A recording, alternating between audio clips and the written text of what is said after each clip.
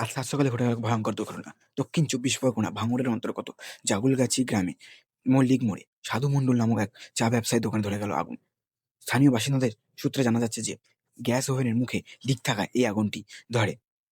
আর একটুর জন্য সবাই বেঁচে গেছে, কারোর কোনো ক্ষতি হয়নি। ফায়ার এক্সটিংগুইশার দিয়ে আগুন নেভানো গেলেও সাধারণ মানুষের মধ্যে কিন্তু এখনো আতঙ্ক কমেনি। সে ভিডিও আপনারা দেখতে পাচ্ছেন।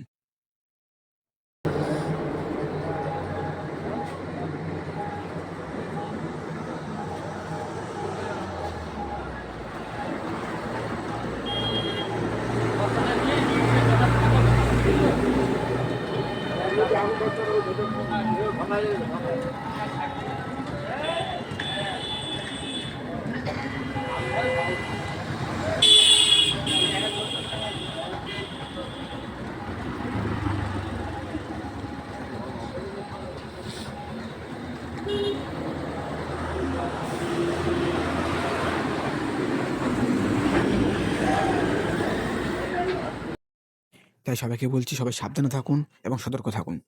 ধন্যবাদ।